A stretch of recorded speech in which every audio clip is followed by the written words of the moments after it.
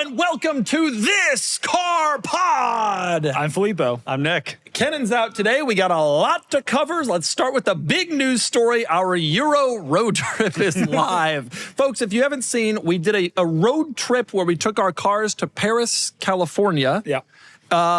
And the Nick's Multipla, my Audi A2, Filippo's 500A Barth. We did that. There's a great video on the Cars and Bids YouTube channel. Yep. I'm told it's hilarious. I've only watched part of it. I can't wait to see it. It's also that's just video one. There's gonna be two more coming. Two more coming. The cars are for sale.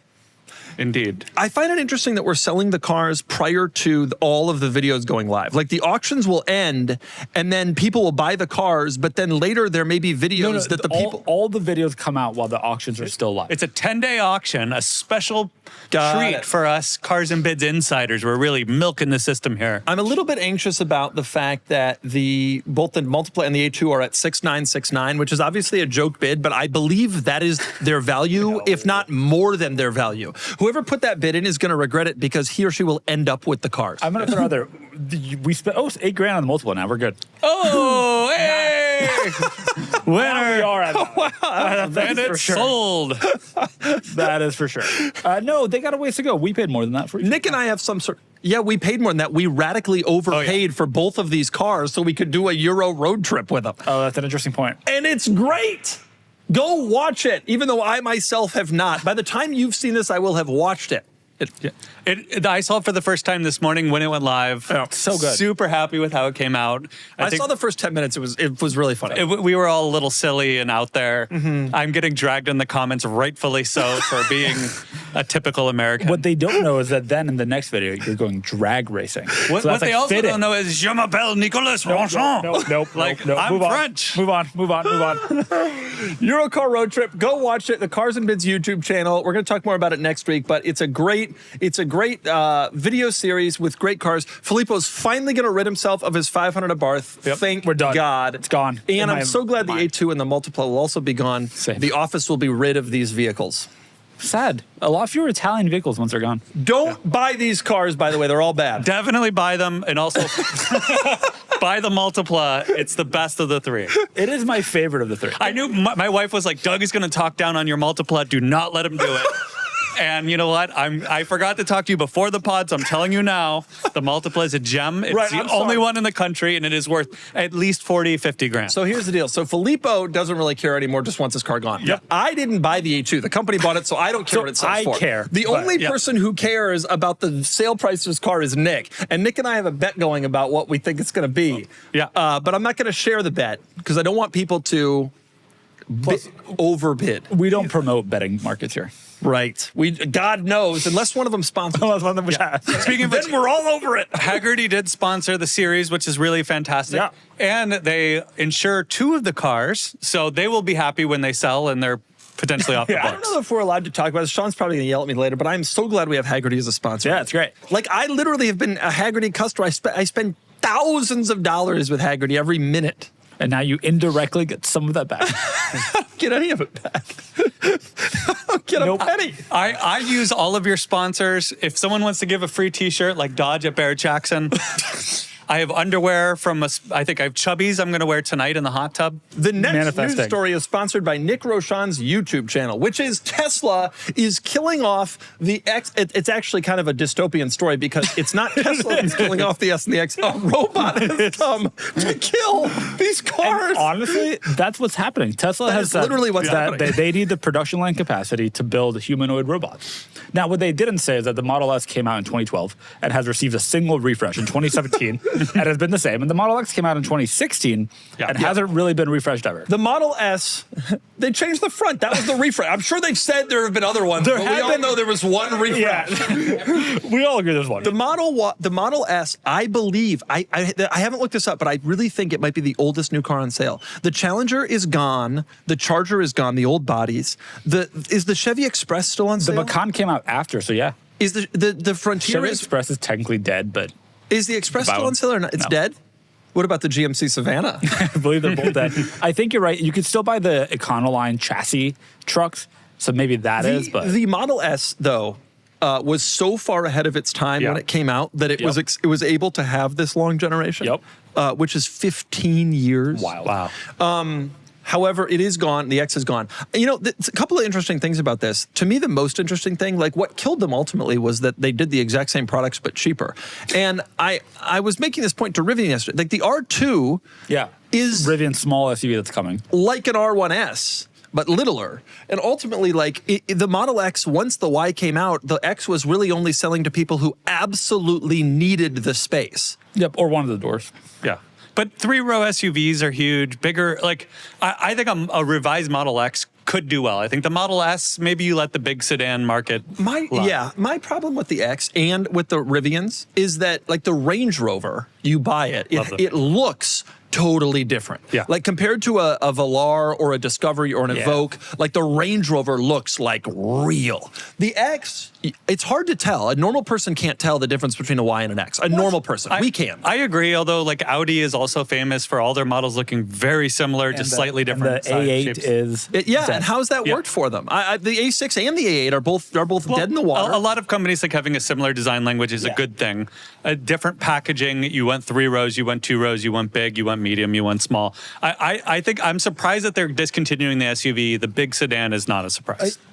I think the reason it's not surprising is that they've been out for a long time. They're frankly very stale. They're not selling. But you refresh it, you remodel it, and they don't want to invest in it. They don't want to invest in it because I think they want robots. I think the truth is what they find is that there's not a huge market for this vehicle because other than the 3rd row, it's indistinct and it's really expensive. And also coming out with another one does not help their stock price. Saying that they're going to build humanoid robots. What is the market for the robots? Dude, you don't want a humanoid robot? No. Remember the 2-door taxi? That's that a 2-door taxi. Remember when Whistling? Kind of big brain stuff this company. Whistling bought one and like taught it to attack things. The robot? Run around with a sword. It was amazing. Whistling arrested again. I know. Anyway, X and S are dead. No surprise for those who've been following the industry. I agree with you. It's not surprising, especially about S. Yeah.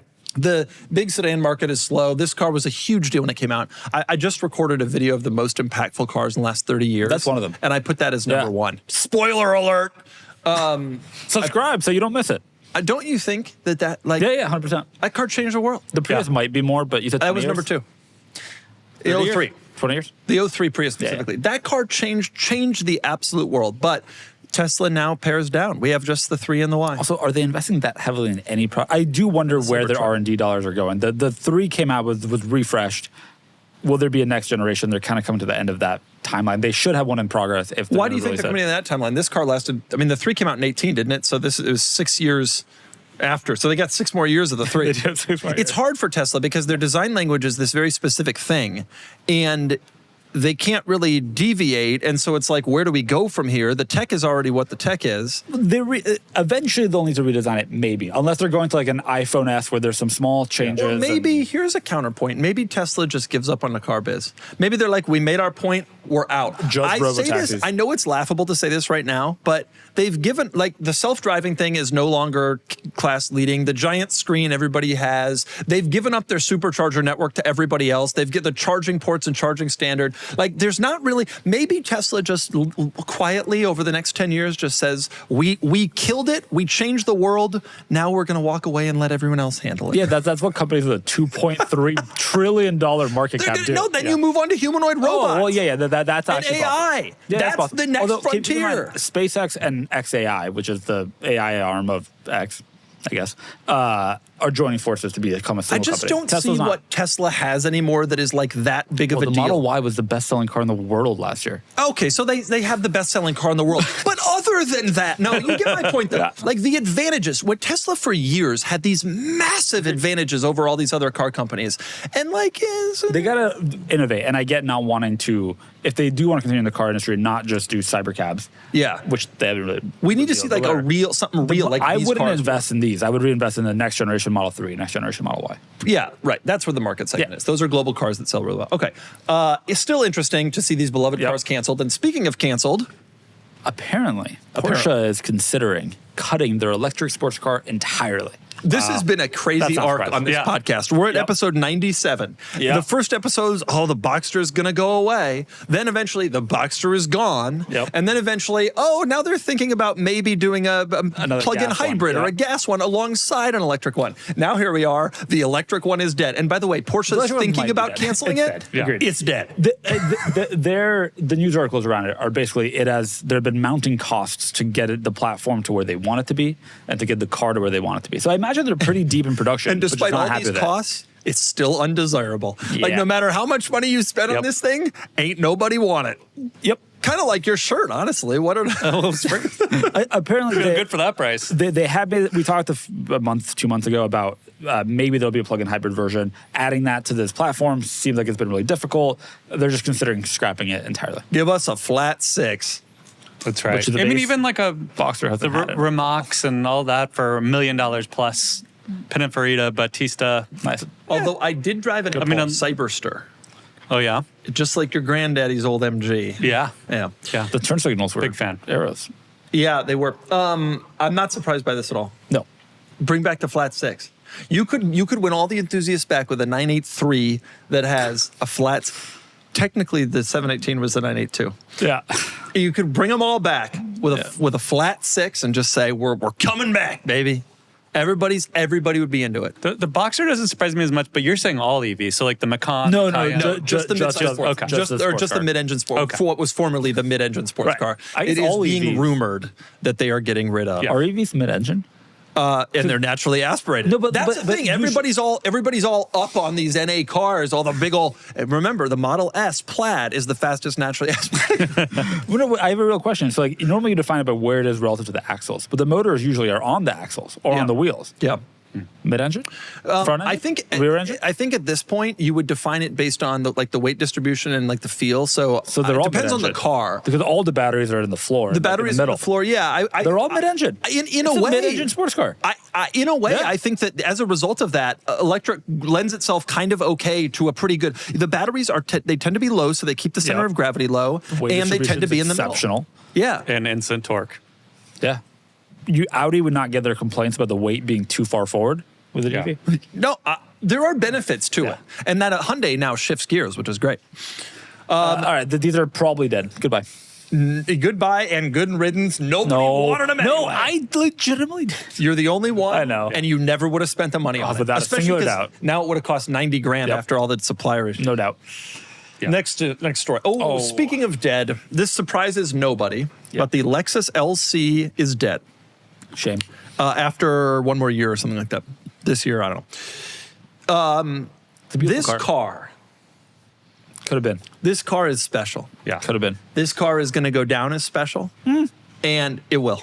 It's an NAV8. Yeah. It is beautiful. They didn't sell many of them. This car is going to go down as a special car. It's the Mark IV Supra of our generation. You give it 20 years, 25 years, but in that time, this car will go down as a truly still looks like a concept car. Still looks like a concept car. I actually think that, when they left remote touch and went to normal screen, it's those that are going to be the most desired. There's going to be 3 model years of really desirable LC. They're all going to be desirable except for the hybrid ones. But this car is going to be special someday. It is. By that same logic, he's looking at the previous model, SC400, the 90s SC400 would also be special. It's a beautiful car with a V8. Yeah, it's different. No. That's not really a performance car. This was the last NAV8. It was a real fast car. The Lexus SC, despite enthusiasts claiming that the first gen wasn't, has always been a soft luxury car. This car is going to be special. I think it was a soft luxury car. Have you driven one? No. Are you nuts? But the people that you do see driving them, you assume it's comfortable enough for their 80-plus year old. Who do you see driving a 911? Who do you see driving a 911? You call that a soft luxury car? I haven't seen someone under 90 driving a new 911 in 15 years. I've seen some 50-year-old women. The average buyer age of a new 911 has got to be 77 years old. This car is a special car, and I think it's going to go down as, especially those last few model years, the best improvements, losing remote touch. You're right, though, that it's going to take a while. It's not going to be in a couple of years. It'll be 10, 20 years. If you've paid attention to values for these already, they're already okay. This Really? car is already like early used ones are still like in the 50s valuable cars. Yeah. And the market is already appreciating this car for what it is. It's always going to be a small group of people, but as the hybrids come and the plug-in hybrids and all this dumb stuff. Ignore the hybrid one of these. I ignore the hybrid one. Yeah. All the buyers did. I also like that they came in cool colors. Like Cool those colors. bright yellow ones are going to be like purples 20 years from now, someone's going to be like, I'm going to have a bright yellow V8 last of the last Toyota Lexus. On supercar. Cars and Bids 2055, this will be a huge car. 2055. I'll come back to episode 97. What do you think is going to age better, this or the LFA? This is already aged better than the LFA. It looked better than the LFA from day one. It drives better. It's better in every single way. 15th the price. We're doing well. So the LFA has slightly better sound. Yeah, the LFA sounds better. I mean, I'm sure there's other things that the LFA, it's got more letters in its name. I mean, there's other dumb stuff that the LFA, this car was always a better Halo car. It just, at the end of the day, the market simply isn't really there for a Lexus coupe, no matter how good it was. This car goes down as a very special car. Buy your LC 500s, folks. Enjoy them. You got one more year. A reliable, I mean, look at ISFs. That car's 15 years old, 20 years old. They have retained their value. Doesn't mean they've appreciated. I'm not saying it's going to go crazy appreciation. You would have been sitting on this pod being like, the Mark IV Supra will never be worth anything. Just like that. That's an interesting point. You would have said that about all these cars. You know, we got a Z32 over there. You ever driven one of those? No. We're going to find out how it is. How much it's worth. It's amazing. It's incredibly nice. This basement is stacked right now with cool stuff. Also, it's stacked with low mile 90s and like early 2000s cars. But between we got an 04 STI down here with 875 miles. Yeah. We got a Z32 twin turbo 300ZX with 6,800 miles, and then we have an NSX with 321,000. That's a good point. miles. You know what I learned recently? I got the approval for my multipla auction, and it only has 136,000 miles. I'd never done the calculation from kilometers, and I was like, wow, that's pretty good. In middle school, a formative time in my life, I ran track and field, and a girl looked at me. Then another girl looked at her friend and said, don't look at him, he's got chicken legs. Well, not with Chubbies. Chubbies accentuates my thighs and legs in a way that makes me not look like chicken legs, but like a muscular man. The fit is just unreal. Four-way stretch that works as well swimming laps as it does lounging poolside. They feel broken in, and yeah, my legs look good. And this is a big one. Chubbies is celebrating 15 years. The original shorts that define proper leg shorts are back. Same iconic fit, same comfort-first design, same thigh-high confidence that built the brand. With over 2.6 million customers that clearly know how to keep the vibes high and thighs happy. For a limited time, Chubbies is giving our listeners 20% off with code Doug at chubbyshorts.com. That's 20% off with code Doug. Give your thighs the VIP treatment they deserve with Chubbies and support the show while you're at it. Say goodbye to chicken legs.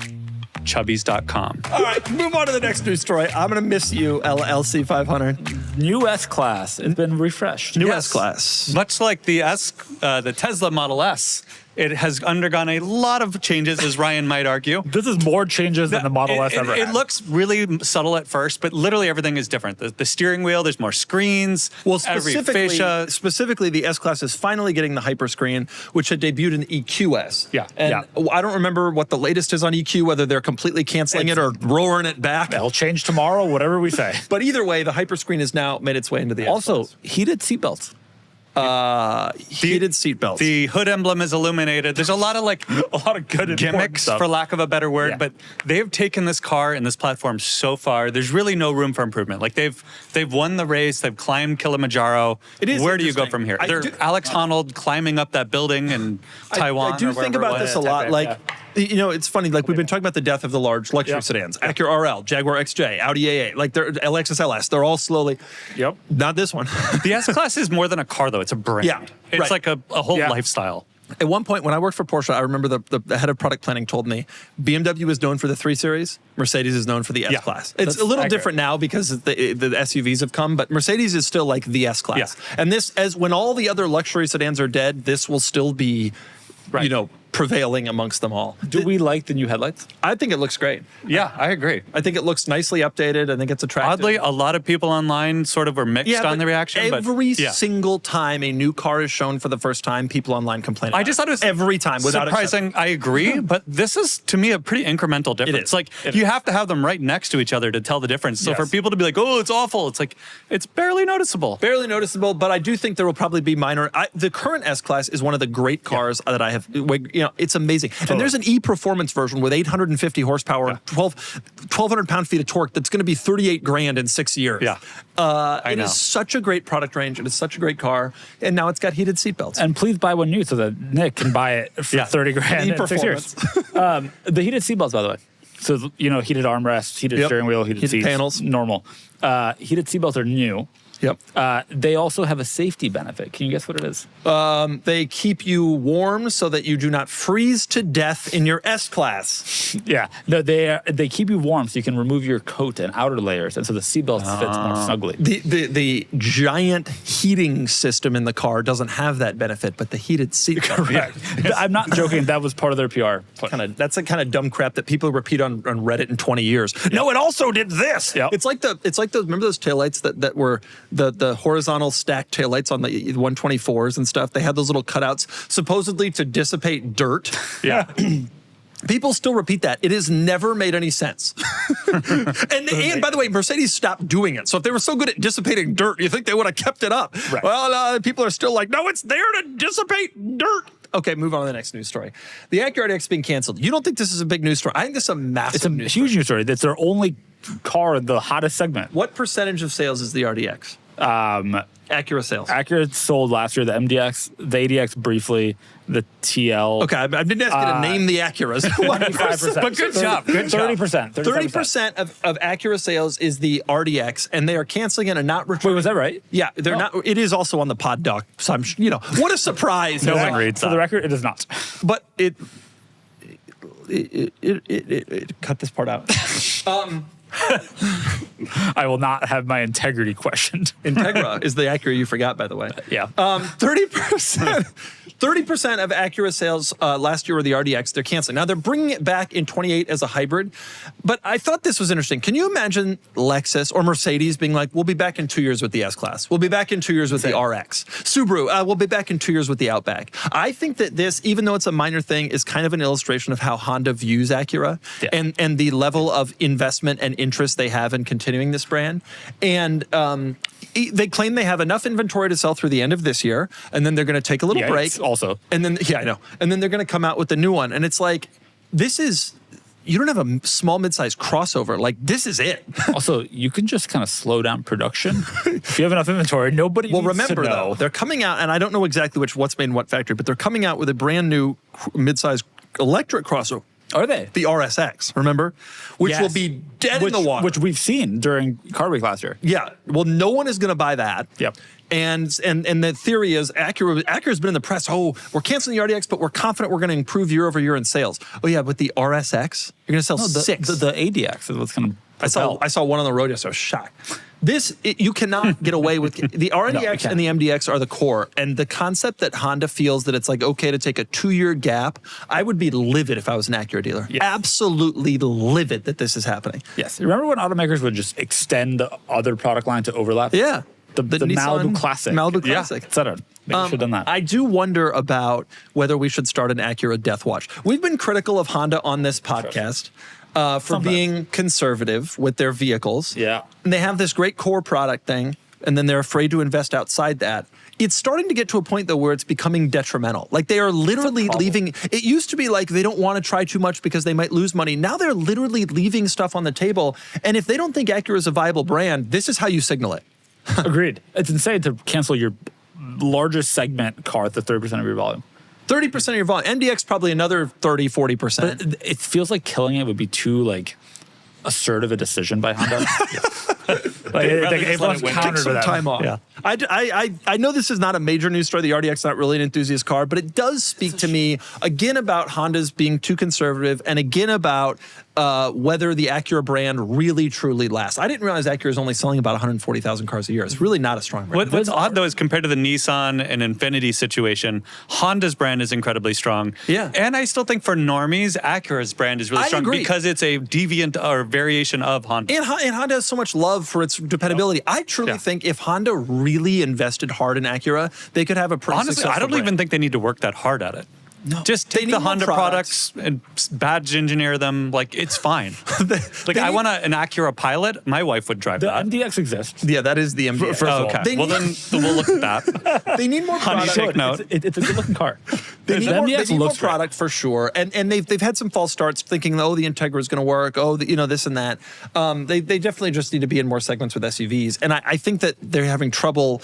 BMW can get away with it because they make cool cars that people want to get. If Acura making 8 SUVs is probably not likely. Nonetheless, there is something here that is better than what is happening. And it's interesting to me that they're not even willing to put investment into continuing this very popular car. It's also a shame, like the RDX is a dated product. I get why they don't want to sell it anymore. Have you seen the interior? Yeah, it is. It is but that's true of all Honda interiors. Have you seen an Odyssey interior, dude? Yeah, it's that there's also. Siennas on sale. Came out the same year. But like the Civic is so competitive, incredibly competitive. The Accord, competitive product. For now. The CRV is still a competitive product. Are you kidding? The Pilot is a brand new product. They've invested in their core lineup, except for the Acura RDX interior, which still has a screen and like a giant center console. Both of those cars have old interiors. They are not putting the investment in Acura. Again, I wonder if we should be starting an Acura Infinity Death Watch. I know. Initially, it was just an Infinity Death Watch. We're watching the clock on that. Now, we add Acura. Move on to the next news story. Oh! Right. This is a C8 Corvette. That might be. Indeed. Looks like a boomer gallery. that might be a Corvette Grand Sport.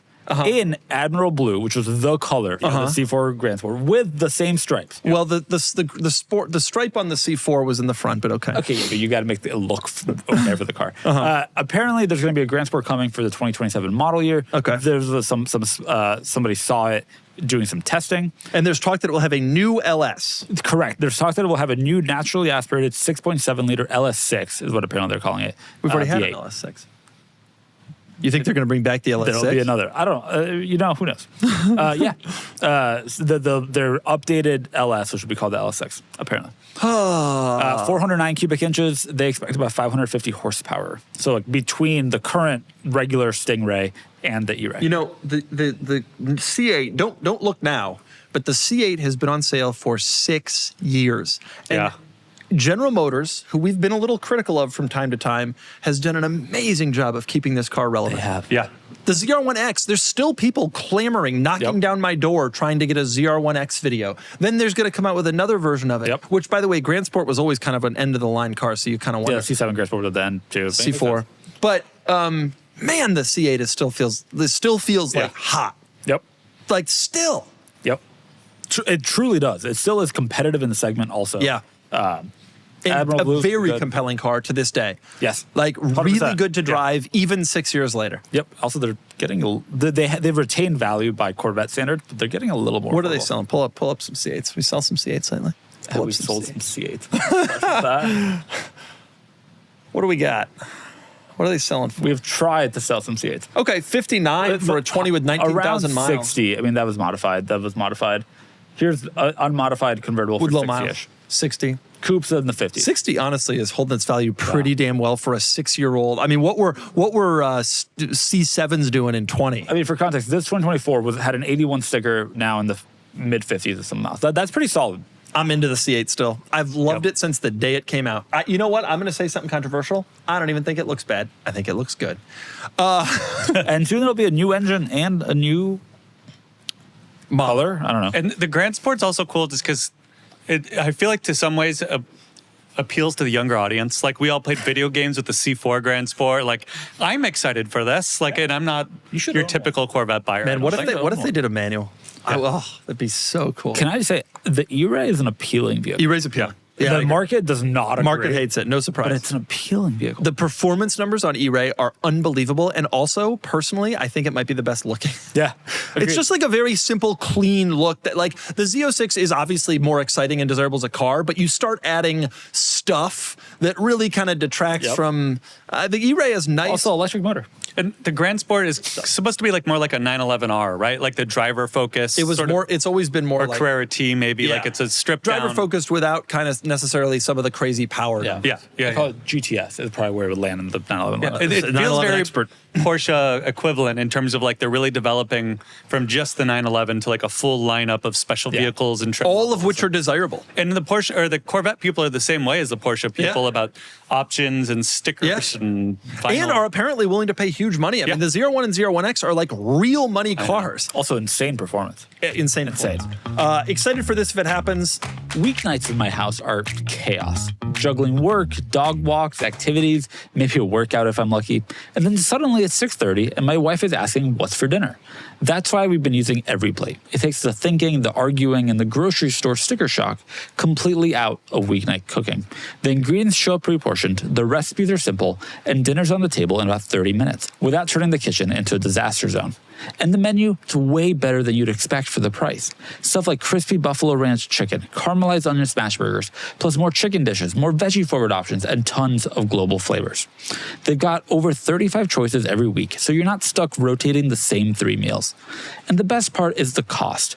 Every plate is cheaper than the grocery store and about half the price of takeout, with straightforward pricing and no surprises. And it actually works for real life. 3 out of 4 customers says it gets kids to try new foods, and almost everyone says it makes dinner way less stressful, which I believe it. Try EveryPlate and get $2.99 per meal on your first box, plus free steak for a month. Go to everyplate.com/podcast and use code CARSSTEAK to claim your offer. That's CARS, plural, steak, at everyplate.com/podcast for $2.99 per meal on your first box, plus free steak for a month. Offer varies by plan. 1 free 10-ounce serving of steak per box for 4 weeks with an active subscription. Ditch the dinner time dilemmas with EveryPlate. Next story, please. Nick, you see this? Another entry to the Ghoul pool. The Hyundai Santa Cruz is being canceled. This has not been confirmed yet, but I'm going to confirm it right here, right now, based on the sales numbers. Can I read you what they said in a release to Motor One? The Santa Cruz Sport Adventure vehicle continues to be a valued ongoing member of the Hyundai product portfolio. Got to keep selling. A valued, that sounds like a performance improvement plan really for does. an underperforming employee. We do not comment on. They also then said that this car helped them develop the new midsize body-on-frame truck. We thank you for its contributions and wish it a soft landing wherever it may end up next. We'll write it a letter of recommendation. So it's going to be that. You'll continue to get benefits for the next 1 to 2 months. Give it Cobra. The Santa Cruz, was cool, and honestly, I think it was pretty desirable. Yeah. I always knew this would be its fate. Everyone who's ever tried to mess around with something that is a non-standard pickup truck has ended up not the Ridgeline, the original Ridgeline, like the Baja. Like this was always gonna happen. The Maverick they came out like the exact same time, and the Maverick was always a much more practical, realistic, large sales number vehicle, whereas this was always more of a lifestyle car. Yep. One of their pitches, though, about this was that the entire front end is basically a Tucson, and so it probably didn't wasn't that difficult to develop. So I'm into it. Also, they sold 155,000 Mavericks in 2025, 25,000 Santa Cruzes. Yeah, it was never intended to be that level. No. The pricing was very different. That's not bad. 25,000. It's not that bad. If you're Hyundai, it's not worth it.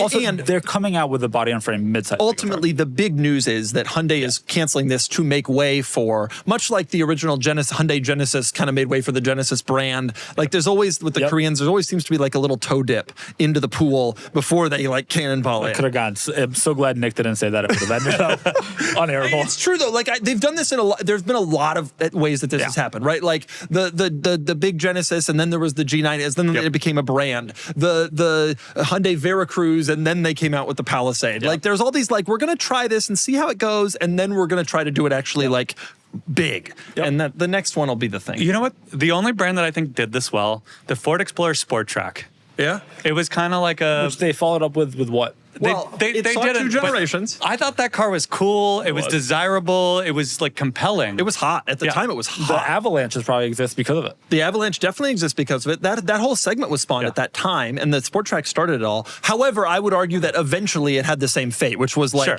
you can't do much with it, and eventually you just have to. The Ridgeline, though, still exists. Well, but the second gen Ridgeline is very different from the first gen Ridgeline. Oh, wow. In every single measurable way. The first one was cooler. Yeah. They didn't sell many. Nope. Santa Cruz dead. Door handles alive. No. Well, dead, maybe. China has banned the style of door handles popularized by Tesla, where they're hidden and electronic only. So basically what they've actually done is they've mandated that starting in 2027, all vehicles must have mechanical releases inside and out for door handles. Is this a safety feature? Yes, they've had a couple of pretty high-profile crashes where the car then lost power entirely and they couldn't open the doors. Like first responders couldn't open the doors at all. Passengers inside couldn't open the doors. So I'm a little confused. So the Model S, the door handle, you walk up to the car, they pop out. Yeah. In this door handle, which is from a Model Y, it doesn't do that, but it is electronic. You push part of it. But I think it's not mechanical.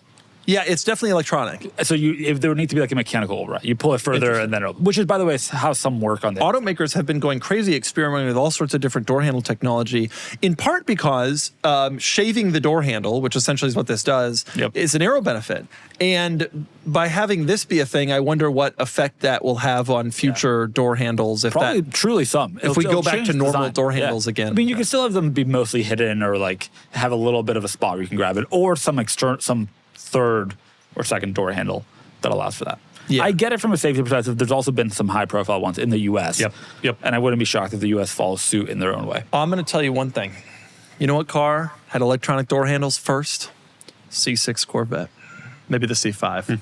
With an interior mechanical release and an exterior mechanical release. Yeah, I don't actually know if they were first. People are going to be like, no, actually, such and such was first. But I remember, like, in the C6, it was like, this is a bizarre... You push a button to get out? Like, whoa! It was wild. There have been real issues with these, and so it's not surprising. It's not great.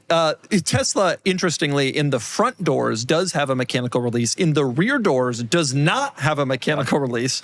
And in some other cars, I think the Mach-E is one of these. There is a mechanical release, but you have to remove a portion of the door panel. Yeah, which maybe if your car's on fire isn't something we'll have to read the Chinese regulation closely to see. Now, the reason this is a news story for us is because whatever China dictates on these cars is going to end up affecting cars that are sold in the U.S. market too. I have no doubt. No, automakers aren't going to develop multiple door handles, so we're going to see some changes. One thing that I will note, people in the North are going to be celebrating this. You know, every time these electronic pop-out door handles and electronic... what happens when it freezes?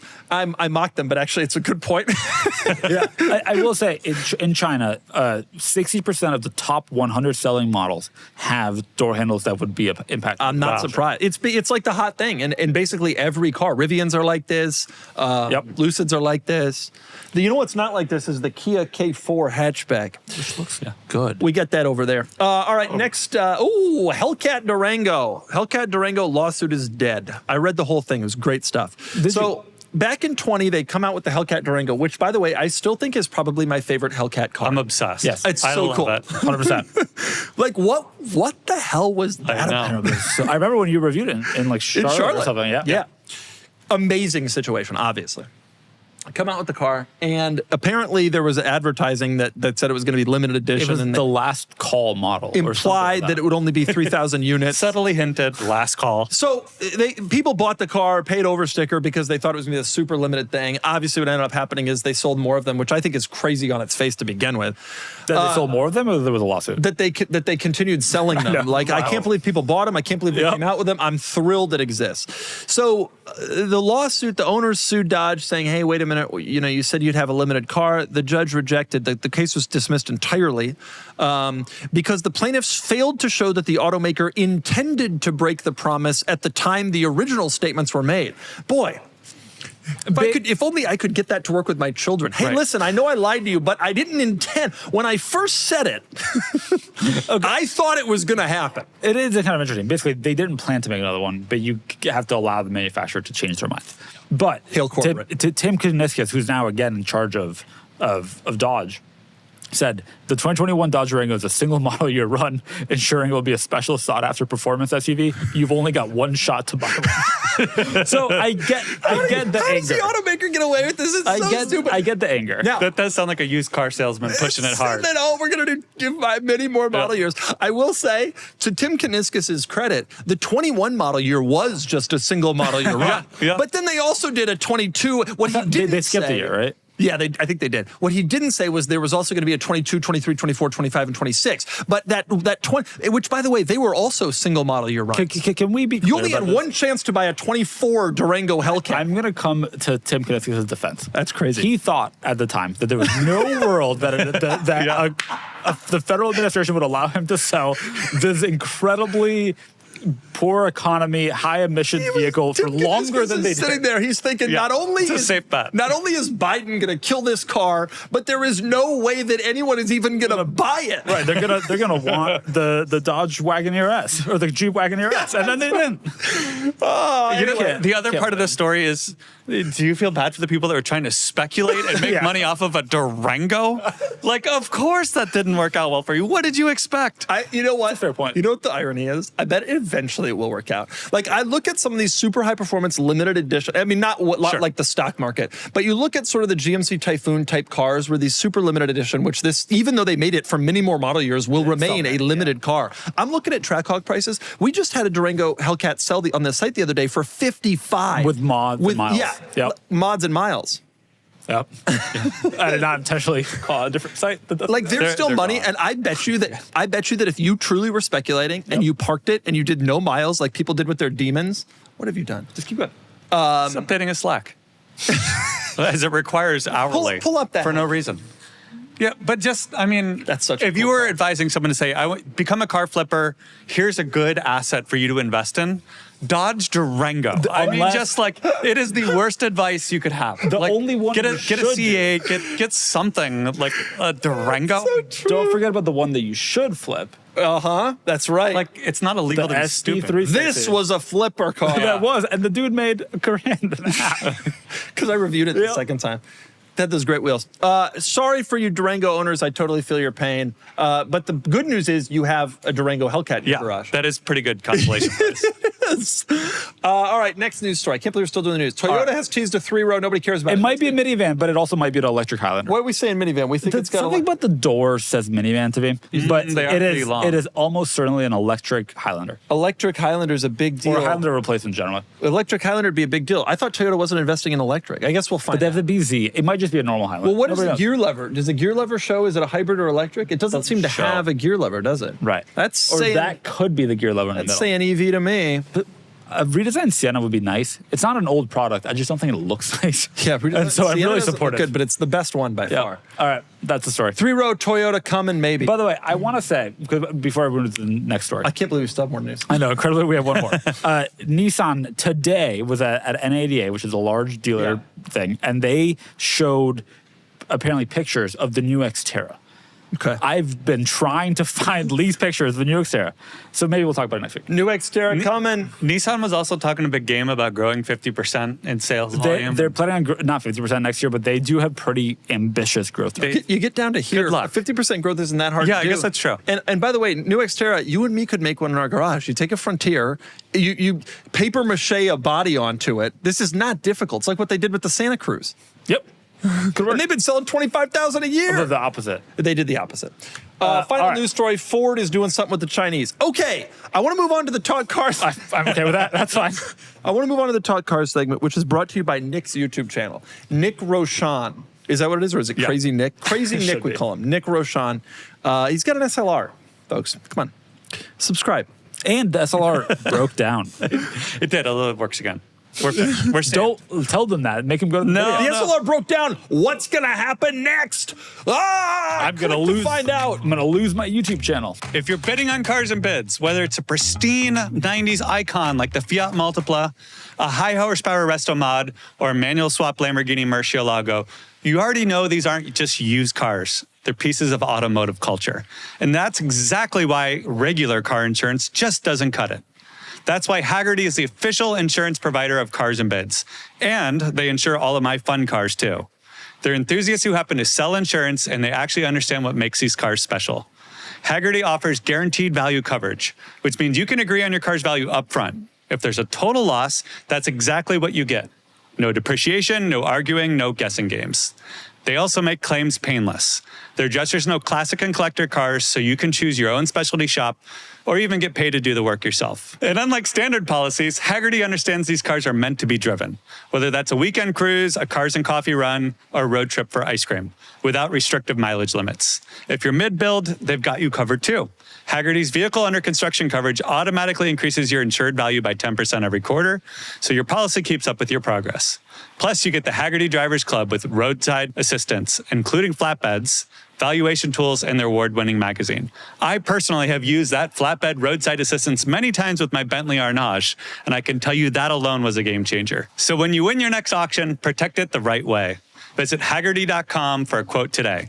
Hagerty, never stop driving. Okay, I want to, in the Talk Car segment, the only thing I want to discuss today, me personally, is the E55 station wagon. Okay, Don't. It's different from yours. Cut it. I'm on the Sean, make a note. Cut. Pull up, Filippo, pull up. We never sold one that I want. It is at $8,000, which is way too much if you're thinking of jumping in. We have an E55 station wagon radically different. But you're talking about the S2. I want to talk about this is I want it.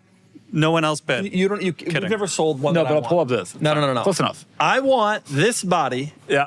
E55 wagon with a third row. Left-hand drive. This is, yeah. If you find one in the UK, I'll consider it. If you find a Hong Kong domestic market example, we'll talk. I'm noting because that one was right-hand drive. So the E55 wagon on this body, so the 210 body, I need either a 2000 or a 2001, was only sold as an E55 wagon overseas. I need one with a third row, and it needs to be silver. But only a post-facelift car. We're finding a lot of pre-facelift cars with third rows. I only want a 2000 or a 2001. Now, I'm going to do this like I did with the Arena 993 Turbo, okay? I'm going to start blasting it out in every pod. I want send Nick a message. I want a 2000, 2001 E55 station wagon with a third row, okay? Does everybody understand? Do you understand what I'm looking for? So when people I understand. And you're going to get flooded with non-examples of what you just described. Different generations, different motors. I got a pre-facelift. I got a black one. No. 2000, 2001 silver car with a third row, E55 only. We're not doing E430s. If you have one, Sean at carsandbids.com. SEAN at carsandbids.com. Do you understand? Sounds right. And don't say anything about his bad colored G-Wagon. We're going to move on from that today. E55 wagon. If it's in Europe, I don't care. Asia, I will import it. Find me the car. On a related note, the E55 currently on your site, the next generation I'm very much into. This one is high mileage, 200. High mileage is air quotes. Are you buying this? I intend to potentially bid. Wait, this is okay. It's got some dings on the Carfax. These are reliable cars. It does not have a third row, but yeah, it's got service. I really like this car. I drove a different one over the past weekend. This one has a Rentec ECU tuner. I know. And you were saying the one you drove you didn't think was fast enough. This also has like a supercharger pulley, a couple things. So this one, and you have a B5 RS4 on the site. Both of them, I've never bought a car on the site, and I really want to fix that this year. So I'm refreshing my watch list a lot. The RS4 is great. It's owned by the founder of Vivid Racing, which was like the site. I'm sure they're still very popular, but it's like owned by like the type of enthusiast you want to buy from. Yeah. It's got a bunch of nice mods. I know who we disagree on what that means, but 034 Motorsports, like bushings and like minor stuff that improves just how tight and good it feels. I agree. PSS9. I would put the rear wiper back on. Yep. Weird. Aero, Oh yeah. Right. Yeah. Notably aero car. I think this is the greatest Audi of all time. I drove one while I was in Arizona and I loved it. The R8 exists. The R8 is next. Yeah. I'll take that. Norwegian plates. This is, you loved it. The problem with the R8 is everyone's like, oh, you should have got a Huracan. There's no equivalent for the B5 RS4. We're like, oh, you should have gotten a cooler wagon. Find me one. Yeah. There ain't one. There ain't one that drives better. You enjoyed driving it? I loved it. It was so usable and enjoyable and pleasant, yet it had like great turbo boost and it kicked and you're like, yeah. It's also just the perfect size. And by then they had dialed in the steering feel. This is what I had wished the RS2 was when I bought it. Yeah. And I still think the RS2 looks better, looks cooler, is cooler. It does not even come close to driving as well as this car. It's not even close. Maybe, but I think this is also aged incredibly well inside and out. It looks, on the inside, it has like the right amount of nostalgia, but it's still a nice place to be. On the outside, it's special enough that any person in the cars recognizes that it's not just an S4. Totally. I think that this is like, truly, I think the best Wide Audi of all body. time. One of the all-time great. Powertrain is amazing. The steering feel is amazing. I always loved even a B5 A4, but like this was like the ultimate iteration of the platform. And you know a point that someone made to me in our comments? The press color for this car is silver. No, really? Sure. Like think about all the materials, the advertisements, everything from back in the day. It was silver. It was not the. Now everyone everyone wants the blue, and the blue is like the Audi It's color. such a premium. Yeah. I mean, it's not like 10% more. It's like I know. Tens of thousands. It's like Ford more. GT Heritage. Yeah, it's a lot to swallow. So you're gonna buy either this or the E55. Maybe. You got I don't want maybes, Nick. We doing this? Well, it depends on how high the bidding goes. Do I intend to throw my hat in the ring? Yes. Nick. Have you bid on either? Nick. Hey, go bid. You know what? Nick, Go come bid. on. Step up. Step up to the plate. Let's With buy the some car. multipla going for sale, I do suddenly feel the need to replace it with something. And unlike the multipla, I want something with a little more power. Yeah. A little bit more driving dynamics. Your only fun car right now is your SLR. Right. No, I mean, I think the P38 is really fun, but in a different way. Nope. Yes. Nope. So your only fun. Oh, thank you. I've been trying to push him. I want the audience to know. I've been trying to push him into a Diablo. There's a Diablo for sale that is not listed, that is available to Nick, that I have been begging him to pursue. He's not going to do it. He's going to regret it. A couple years, he's going to sell his SLR. He's going to go after Diablo then. It will be priced out. You will not be able to afford it anymore. And I will rub this in your face that you could have had it. Can we note that a Diablo and a 205,000 mile E55 are in a different price bracket? This is not important to Doug. Yeah, but Diablos are going up in value. 30x difference? Diablos are going up in value. Like my Ford GT, right? I have made 150 grand in that car. You're never going to make 150 grand on an E55 wagon. But if you have a 2000 or a 2001 model, silver with the third row, I'm so serious about this. I will buy it today. Sean at carsandbids.com. SEAN. Sean, the Irish spelling. Do you understand? Oh. Yeah. The more common spelling? I don't know. Knows. Okay, there's that. Nick, what else you got for us? You got. I came back from Arizona Car Week. You did. That was really fun. Yeah. As someone who lives in an online auction world, seeing the in person is a really interesting event. Well, for one, much worse, of course. they're just different.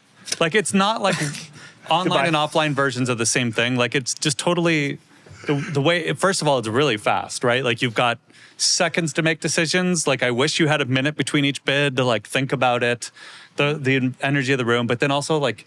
It's like the LA Auto Show. Like there's an exhibitor hall. You could buy hot tubs, cigars, get tattoos. You could buy all that stuff. I have two friends that bought hot tubs there, oddly enough. And I think it was like that we didn't win the car, but like, I've been thinking of a hot tub anyways. Like it's like this Vegas level of just like all your logic goes out the window and you're just like, I'm buying something.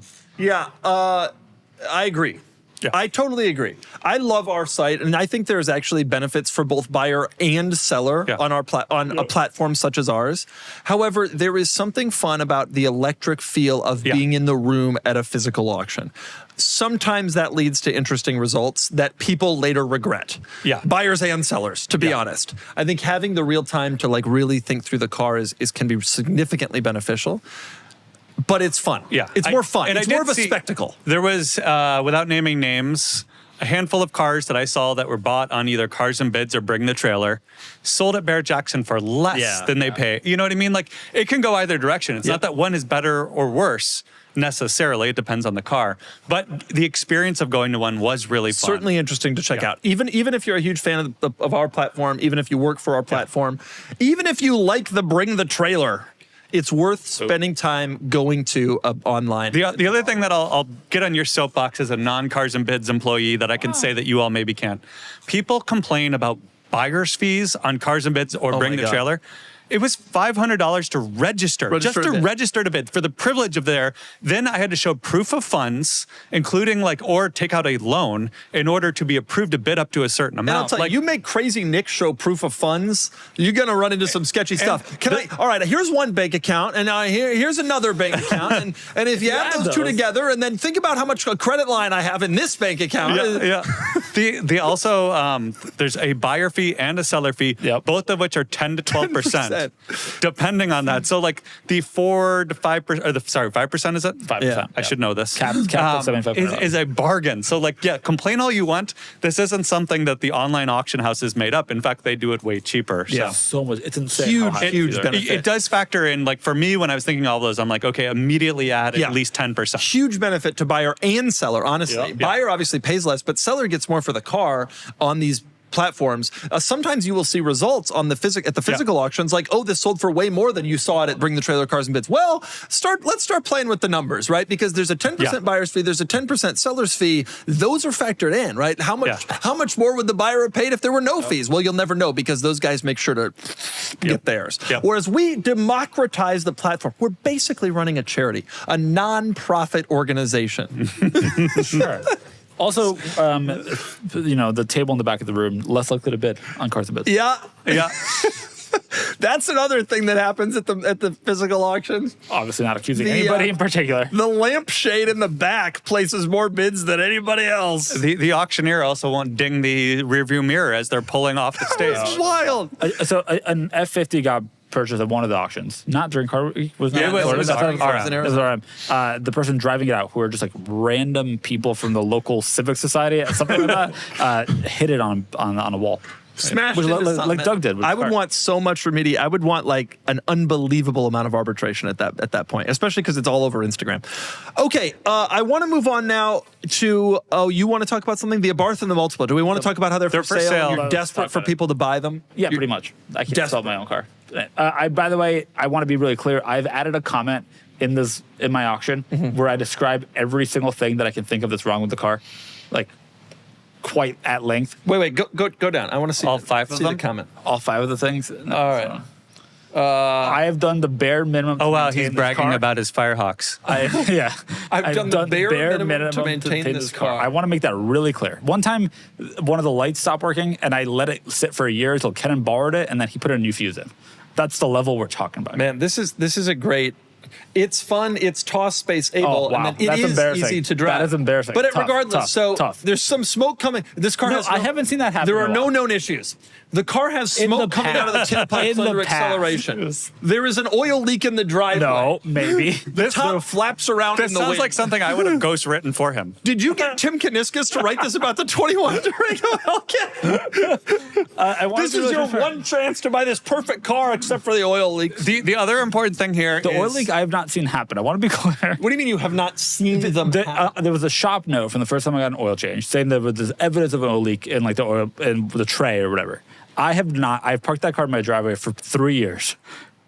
I've not seen any oil on the ground. The oil level has never changed, etc. Similarly, no. The oil has changed. The oil level. Say no more. The smoke coming out of the tailpipes was weird.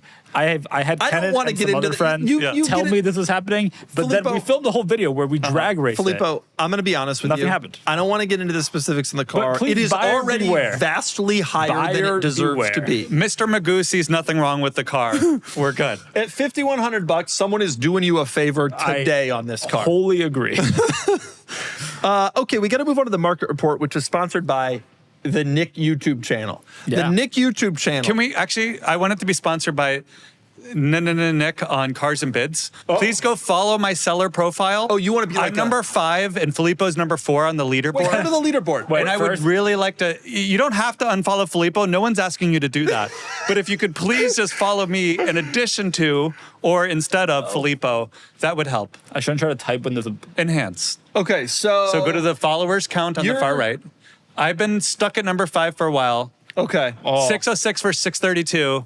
Folks, if you're watching this, unfollow Filippo. Don't. And follow Nick. Don't. I think give Ed Bullion a follow too. Sure. Let's manipulate these a little. From the Cars and Bits account, Ed Boland's now followed. Okay. He sold a lot of cars with us. I want to talk about the couple things. I want to talk about the R129 and the R230. Can we just do that really quick? Sure. Talking Benzes. It hit me the other day. We sold a nice R129 the other day, and we? it hit me that car will never rise in value ever. Yep, there's so many of them. It simply, this car, that was it nice. simply will never rise in value ever. This was a late model in a cool color. It sold for 11.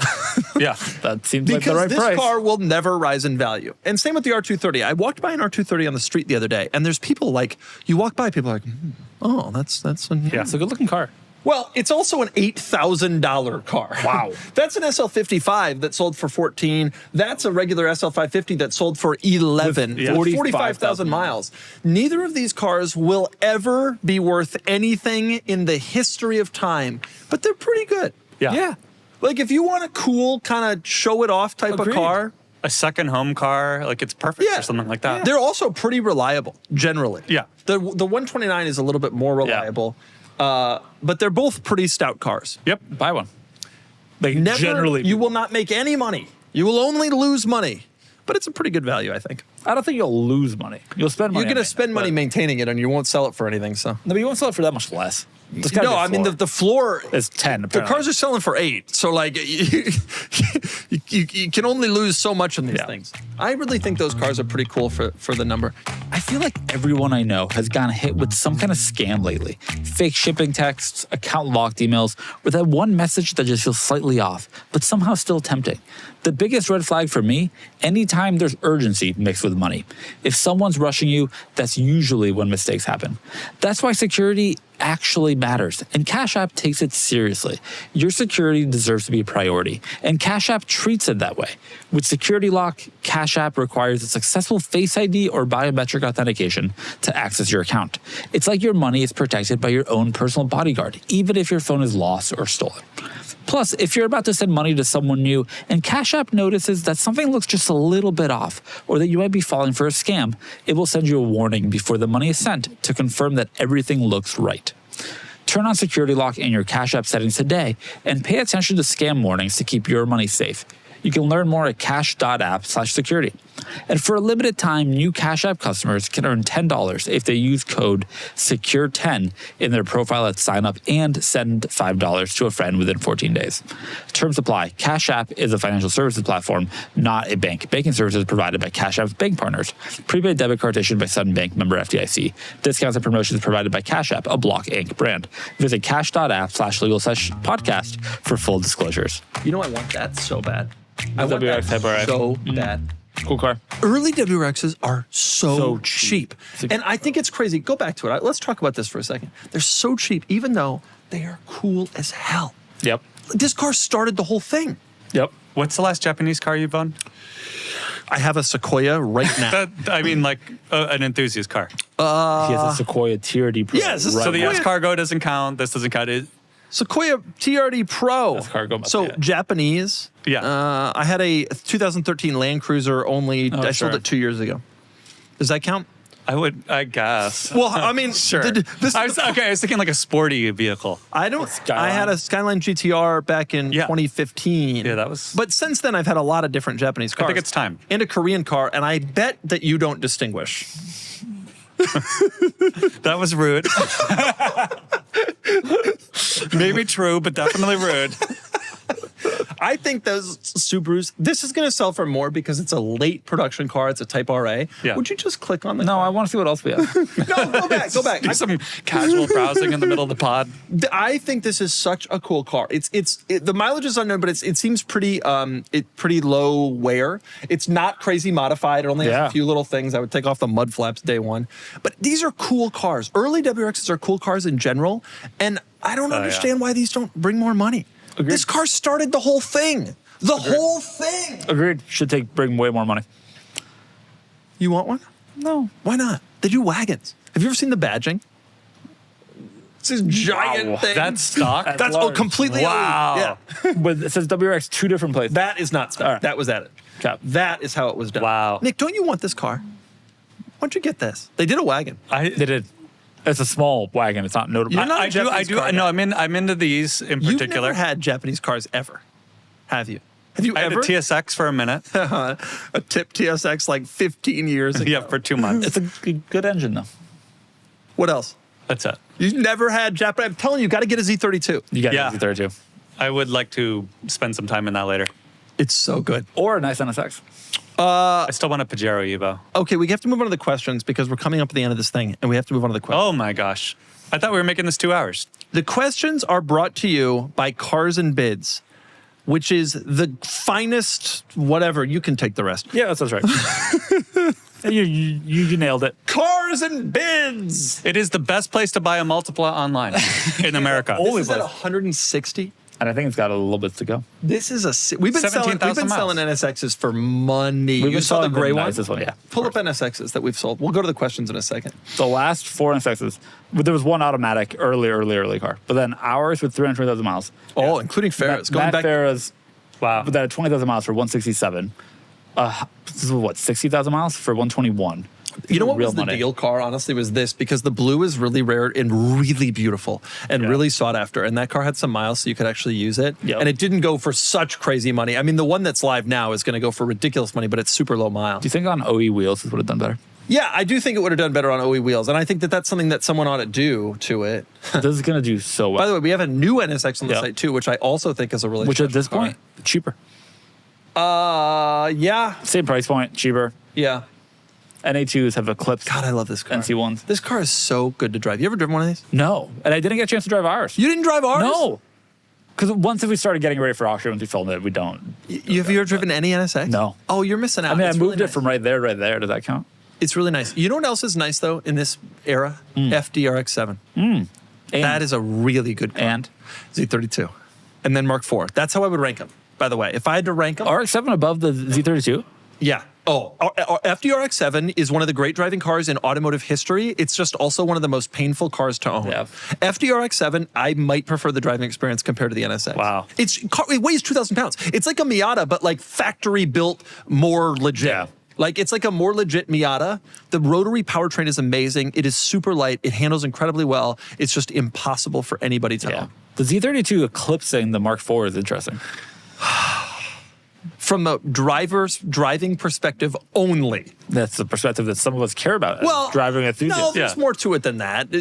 Oh, come on. There's style, there's it design, looks there's better. practicality, there's reliability, there's Equivalent. technology, there's all this stuff. Yeah. You think style is equivalent? No, reliability. The Supra looks better. The Yeah. Supra is more reliable. The 2JZ is not only more reliable, but more tunable. but that 3 liter is not bad. Yeah, okay. Fine. Well, the questions are brought to you by Nick and his electric charger shirt. Nick, you want to tell us a story about that? I was told this was a gas one. I asked specifically. I think what she said was, which do you want it to be? And then she just agreed with whatever I said next. But yes, this is a gas-powered one. Oh, man, I hope you bought a couple of. If you saved that shirt in 20 years, people will be like, I can't believe there was ever a shirt for this car. That's a good point. This I- terrible save it. car that we Also all got want to forget. A Mustang hat. Like, they had lots of good swag. What By did the you way- give up? It doesn't matter. They just invited me, by the way, to the press launch for it. I'm not going to go because it is in Vermont.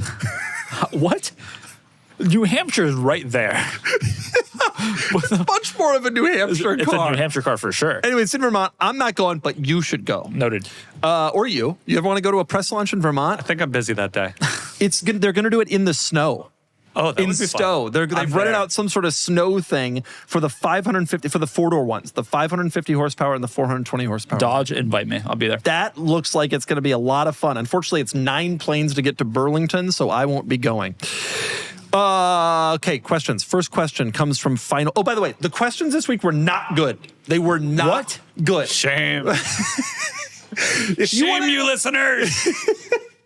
If you want to ask us questions, go to the community tab. We will post a post asking us to asking for questions. Folks, think of your best stuff. Nick's going to be back on the pod next week. Crazy Nick, ask your crazy questions. I want to answer the best and brightest and most special questions. There were 371 questions. I went through literally all of them, and they were not as good as previous weeks. Nonetheless, I found 9 or so good ones. All right. From Final Funky Pants, who handled a nostalgic nameplate worse, GM with the Blazer or Honda with the Prelude?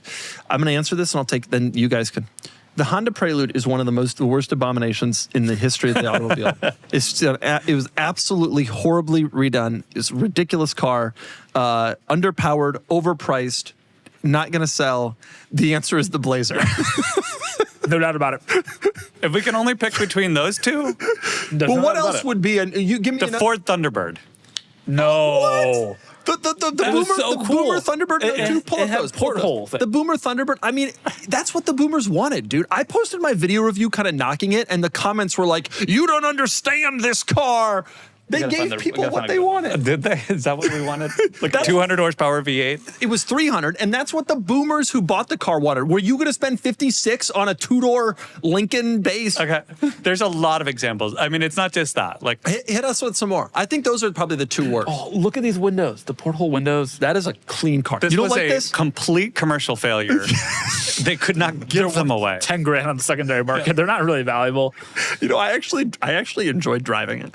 you? It's a pretty comfortable, like, you know, kind of cruiser type car, which I think is what it's for. It's honestly aged well, where now it looks like Sort a of concept car that acceptable, escaped the museum. Till you look. But the inside was bad. The interior has some bright spots. Yeah. In the dark. But what is worse? I think Blazer is the worst of all time. For sure.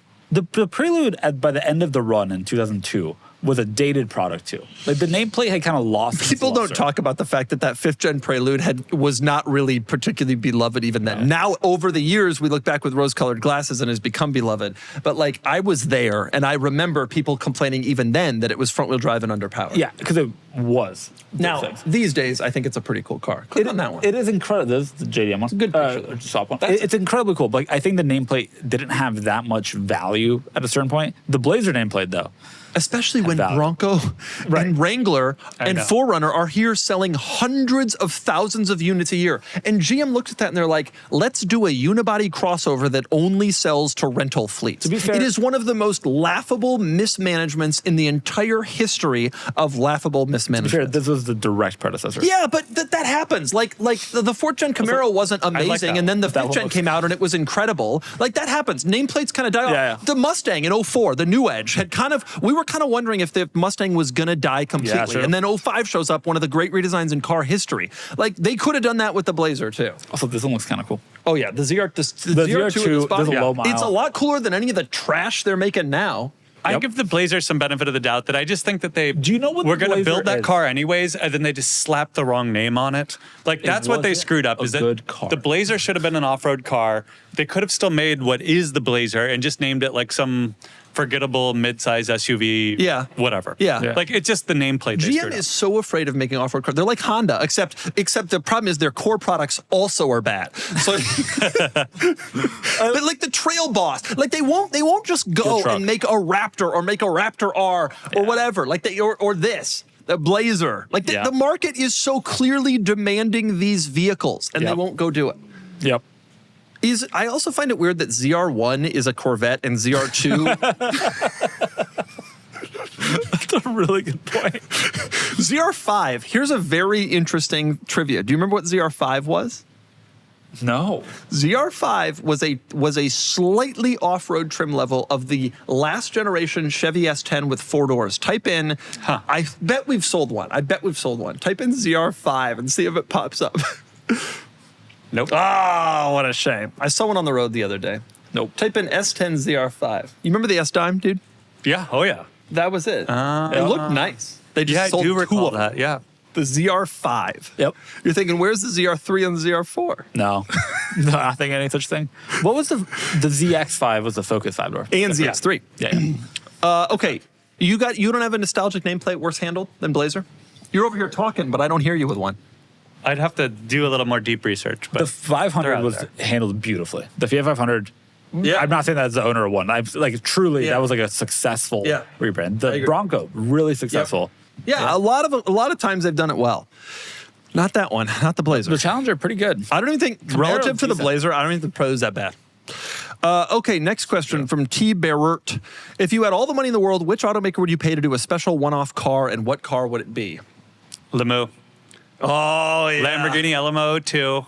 Finally make me one. I want it limited production. I want it with the V12. Like kind of like they did with that Veyron, which I think is the obvious answer here. Give me a Lemieux. LM002 But a new Revival. one that wouldn't break down every 20 miles. LM002 Would you Revival. accept an Urus with like a Santa Cruz Urus? If done extremely well, they could reuse some Urus parts. Sure. I wouldn't. I would prefer not. Like, Let's go off-roading. We got all the money in the world. All of Yeah. it. We want a Lemieux. yeah, and I want it to look like the original Lemieux. Just too. modernized. Like just modernize, tweak it a little here, give me like a decent interior. Yeah. And powertrain. But, Stick? 3-ped? Ooh. You're not a 3-ped He's an guy, I know. automatic But kind No, guy. hey. you got any? On off-road vehicles, generally speaking, automatics are preferable.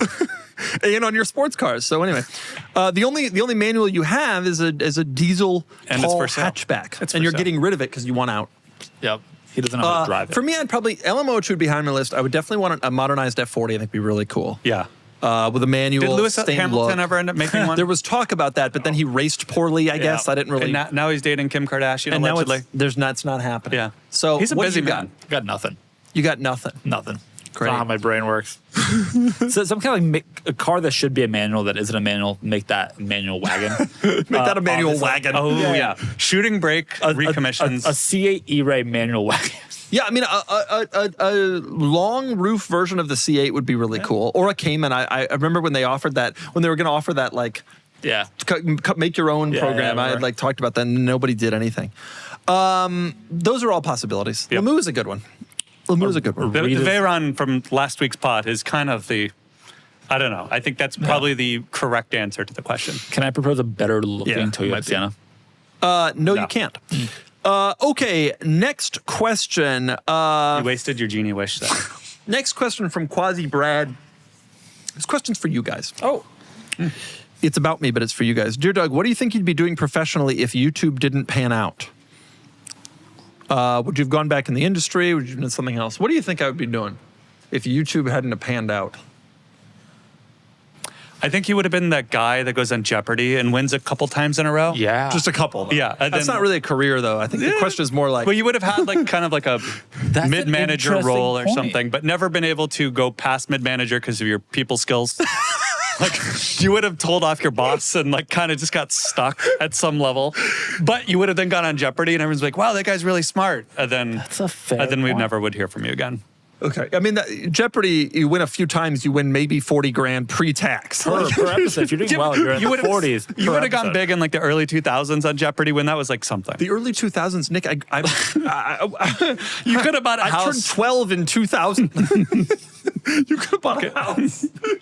Okay, Filippo, what's the answer? I think for a while you would have gone back into that, like into like vehicle allocation management. I would have or- gone back into Insurance for a bit. actuary. I think you would have been really bored there, and also you're too intelligent and driven to stay in a thing like that. Oh my God, he's saying people don't stay in the car industry if they're smart. No, You're in a going to say role that like about Kim Kaniskis? The man promised.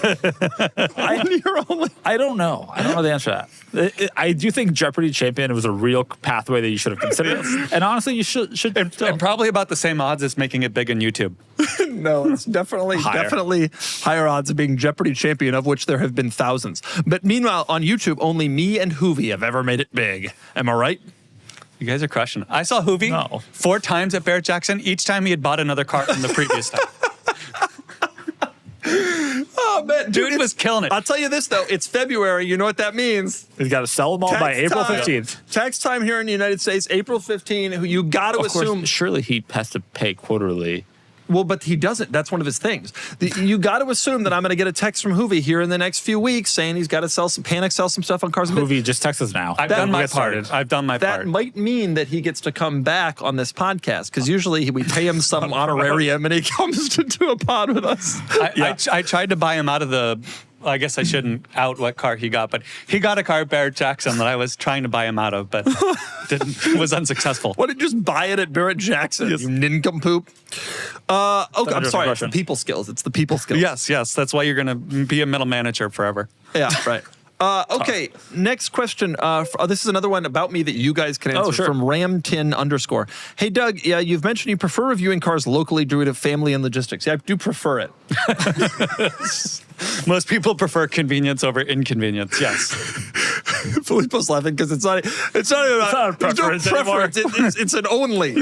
Yeah. If you received an offer to review absolutely any car in the world and could actually drive it, what is one holy grail car that make you drop everything and fly anywhere? Filippo, go ahead and answer the question. I think you know the answer. Doug's answer is going to be nothing. That's wrong. That's not the real answer. He was offered the design Columbus when he was in Italy, and he turned it down. Offered to me. I was 2 hours away with my family. I said no. I think if somebody says, here's all of these cars and this history. You think about the Sultan. I think of the Sultan. Yeah, that's true. I will say you'd go. Sultan would work. If the logistics all worked out and the Sultan thing worked out and I could get a full week in Brunei and pick and choose, I could come home, after 6 days with 12, 13 videos shot. Yeah, you do it. And we would finally have an insight into what some of those cars are like. Which of Brunei's seasons would you go in? I don't do well in the heat. Yeah, which is the problem because there's only ever heat. I assume I would shoot the whole thing indoors, but I also assume they don't have air conditioning. What about Japan for the S-Spark L? It's made in Italy, okay? Are you sure? No, Yeah. nobody knows. No one- Yes, they yes. claim it is. Okay, 2 more questions, and then I have to leave. What? Yeah. Next question Four from hatchback, a good-looking car. 63 Splitty. Ooh. At what number, this is for you, I think, at what number does the 570S become a good buy? 105. We sold one the other day, right, for 105? Sold one today. For We sold something. one Did it today. go? Did it end today? What did it sell for? I'm into that one. They're there, I think. Oh! Under 100 for a 570S is there. 89 it sold for with 61,000 miles. And that was a cool spec. This one Yeah, 61,000 miles had a lot. miles. Yeah. And also was titled in Kansas. It's got a, that's a Tennessee. Tennessee, sorry. I misremembered. It's in Chula Vista. It's in San Diego, but no, The fact that it's titled in Kansas or Tennessee, I don't think that really matters that much to the value of the car. Who told me some stories? One failed to sell with What's the 27,000 number? miles, Would you buy one of these? I mean, You're an automatic transmission guy. Where would you hop in? I think 89 is a quite compelling number. It is quite compelling. I would hop in there if I were in the market for another automatic sports car. This is like a 560. That's why you're not calling on the Diablo. It's 3 pedals and you're done. Yeah, doesn't know how that to must be drive it. manual. He doesn't know how to drive manual. I'll swap it to an auto. Okay. It's a real car. Last question from that million-mile Volvo. Which dead car manufacturer do you miss the most, and why is it Saab? It's not Saab for me. I'll tell you what mine is, but you go ahead first. Please go first. Yours is Saab. Of course, but please go first. But Saab didn't die when it stopped production. Saab died in about 1998 when GM took majority ownership. There is damn. This is like a hipster. Like Saab died first when GM showed up, and it died second when it actually died. By the way, the actual answer became a wholly owned subsidiary in 2000. 2000. I remember the day. It was a big deal. Nick, what's your favorite dead car brand? It's not my actual. Is that my answer? Yeah, of course. What do you mean? Yeah, dude? it is my The key answer. went in the center. I know, it's so cool. They had a Such good car. V4. So there's a channel where somebody did a bunch of work with a Saab. I did a whole 15-minute bit about why Saab was special for this kid's YouTube channel. It's great. What do you got? I'm going to guess that you're going to say Saturn since you work I there. am absolutely Miss not it. going to Although say Saturn. it is a shame. Same with Scion. Neither are a shit. Nick, what's yours? Come on. I think DeLorean got a bad shake. Or you say Auto Bianchi? I was tempted to say Packard initially, Oh my God, that's actually not a bad one. but DeLorean is embarrassing. I think also Mercury, I miss. The Mountaineer. What Mercury? Legend. The Mountaineer. The legend was inaccurate. Like, there's still a strong part of me that wants to buy Fords and rebadge them as Mercury just okay. because. Go back. Why not? All right. Change the grills to be. The correct answer is Pontiac. You missed the G6? Yeah, dude, there was a G6 GXP that had a massive powertrain and massive front end that looked like, if you pull up the G6 No. GXP, it looked like the new M3. Pull it up. It looked like the new M3. You're not wrong. People are like, oh, the M3. Pontiac had it first. Pontiac had everything first. And I'll tell you this. Oh, You haven't sold a lot, have you? I'll show you the one. No we Missy sold. Elliott They did a editions? hardtop convertible. That's not it, by the way. That's not the GXP. I want to make it clear. Yeah. But they did do a hardtop Yeah. convertible like the SL, by the way. But also, they were GM's performance brand. You're the first person since their own marketing team to compare it to the SL. There was a blown... You know what the crazy thing about this car was? There was also a soft top convertible. There was a blown V6 that they did a lot of cars with. There was a V8 that went into the Grand Prix. Do you remember the Grand Prix Yeah, I was gonna say GXP? GTP. Well, yeah, there was that, but that was the supercharged one. Look at that. Look at then that. they did It's the a pretty Grand Prix GXP, which had a V8. That was serious. That was a North Star. Yes, this. Look at that grill. You think the M3 nostrils or something? This is a beaver. God, that was tough. That's a lot. It was ugly. Although I will say, when I was in Detroit to film the Celestic, guess what was parked in the GM campus? No. Someone had one of these. Living the dream. I miss Pontiac. It was the excitement brand, the Solstice GXP, the Grand Prix GTP Super 6, and the GXP V8. The G8, the Grand G6, Prix was the special. G8, which was a crazy cool car, brought from Australia, rear-wheel drive, manual. Everybody's like, oh, Chevy SS, Pontiac G8. All of the cars were cool, except the Torrent at the very end. And the G3 in Canada. And the vibe. The G3 Wave. G3 Wave? I think it was called technically the G3 Wave. Can't go down this road. Anyway. I also want to revise the revived nameplate one, Ford Lightning. Gen 2 Lightning, overnight parts from Japan, to an EV pickup. EV pickup was faster and better in every way. I think that was a mistake. Look, the point is, Pontiac, we miss you dearly. I do. For some reason, GM kept Buick, which I think has no redeeming qualities. But Pontiac had real performance. There was love there. And instead, they took it away from us right when a new Firebird was about to come out. Well, that would have been nice. Thank you. That's your answer, and that's your podcast for this week. The finest we've ever done. Nick, do you have any parting thoughts or anything you want to shout out? Yes. Follow me on Cars and Bids seller profile. Maybe keep following Filippo or not. That's up to you. Well, I like that you're not trying to get people to watch YouTube content or anything else. The only thing that matters to him is the leaderboard. Cars and Bids leaderboard. Which honestly, It's important that I have this vanity metric. It provides me no utility in the real world, but I would like it. Reputation score is important. Number of cars sold. Car value sold, I will never win. No. Wow. Cars won, you clearly will never win. That's 77. That's impressive. That's real. Legit. Okay, that's Nick. Filippo, you got anything to plug? You always plug go to Cars and Bids. Our app is great, I'm told. Our app is great. Truly, if you have an iPhone, download the app. You'll love it. The app's great. The podcast is great. Everything we do is great. Goodbye, everyone. Thank you for watching the Cars and Bids podcast. Or maybe it's the Doug DeMuro. I don't know. This car podcast. There you Goodbye. go. There you go.